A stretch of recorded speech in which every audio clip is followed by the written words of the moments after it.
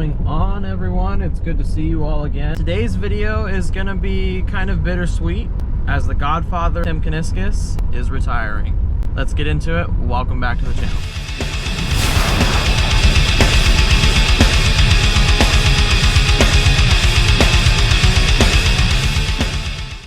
So for those of you that don't know, Tim Kuniskis is the CEO of Dodge, soon to be former CEO of Dodge for the last 3 years. Now, he has done an amazing job. He was appointed head of Dodge in 2011, 5 years after the Charger's return. Since then, he's been developing these vehicles and doing a lot of just modern touches on classic entities. We had the Super Bee, we had the Daytona packages that came out.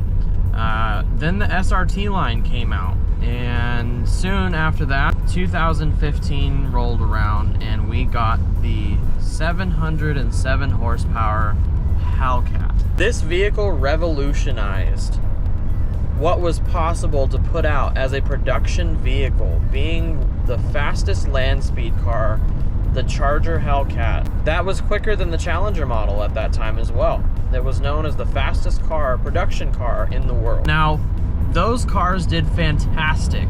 When the Hellcat came out, absolutely revolutionized everything and created such a brand following and set the staple going forward for the brand. Now, fast forward, over the years, we've gotten so many other entities. We've gotten the Red Eye.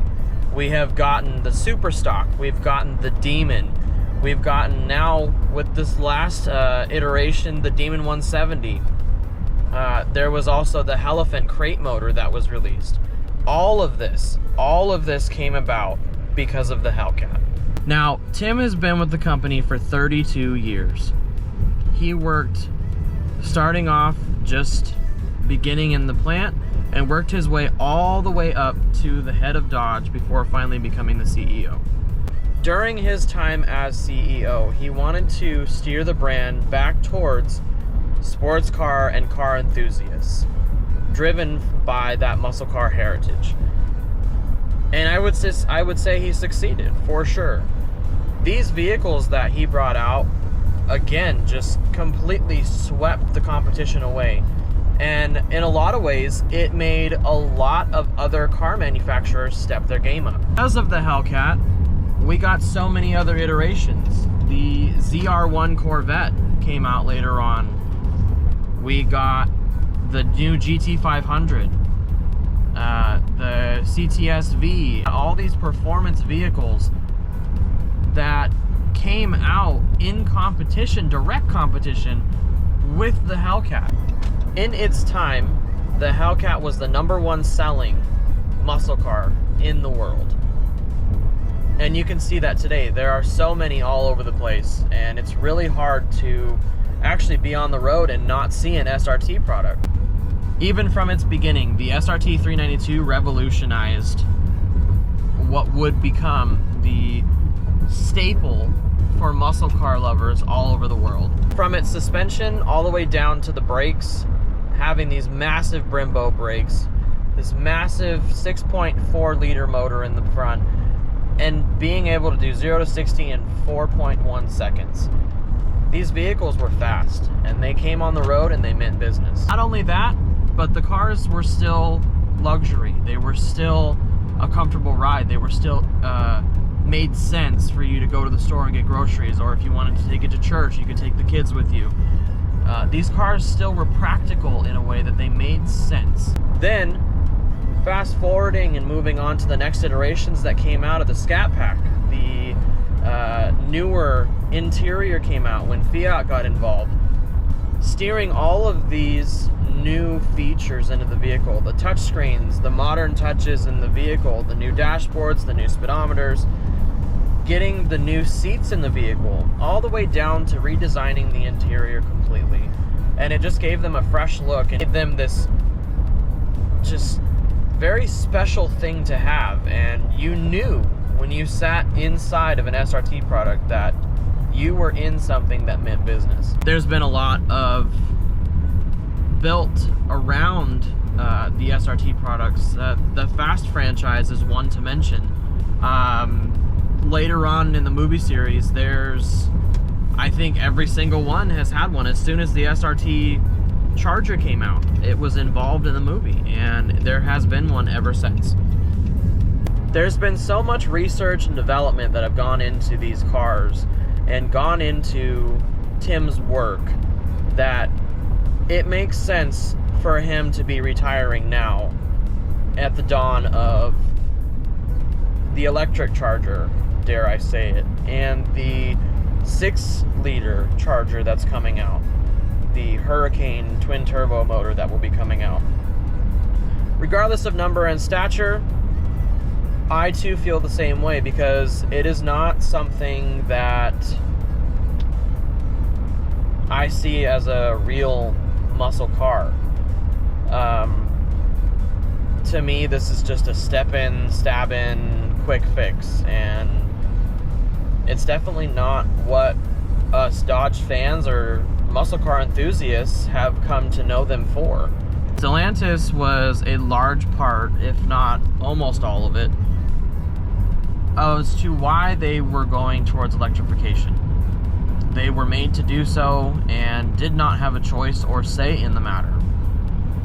And so Tim Kuniskis, with his one last middle finger to the man, so we got the Demon 170.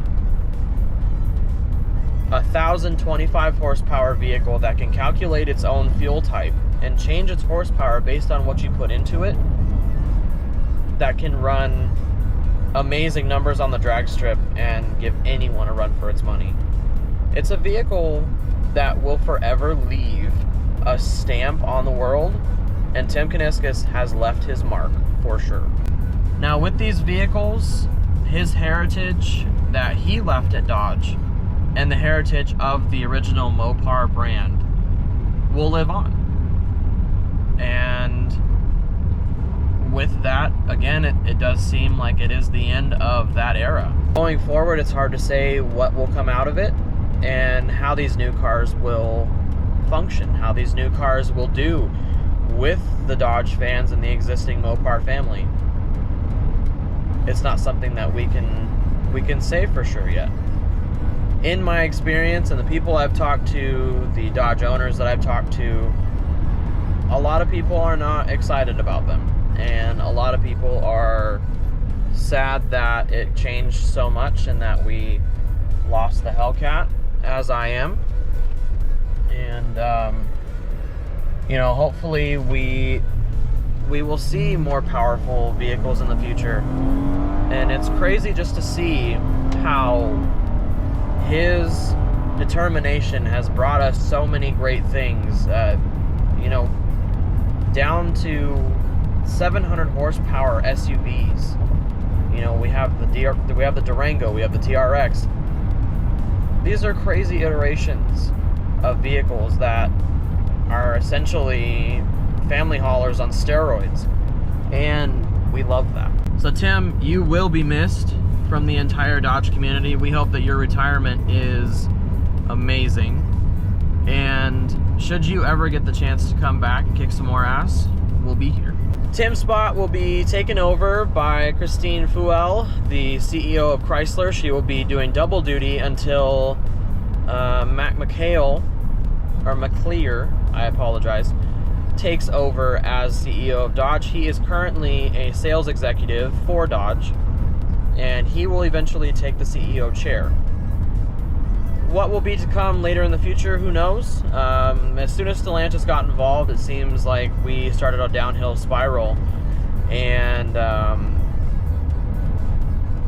it hasn't been good since. The Hornet came out, and the Hornet was, Dodge needed a small crossover SUV to put into the market, and that's what they did with the Hornet. So I see it from a sales standpoint, but I don't think that it's what they could have done the best with. Maybe a new iteration of the Magnum would have been good, there's just Dakota would have been good, a Ram Charger The SUV would have been great. You know, there's so many other things that they could have done with that. But the Hellcat will live on. They will keep going. The Demons will keep going for sure. The Super Stocks will keep going for sure. And these cars will climb in value because they are going to get to a point where everybody realizes just how much they're missed. During his time, he literally created a vehicle that shaped the muscle car world to what it is today. Crazy amounts of horsepower, absolutely insane vehicles, cutting edge suspension, state-of-the-art brakes, state-of-the-art transmissions. The world of muscle cars would not be the same today without the influence of the Hellcat. Thank you so much again for everybody tuning in today.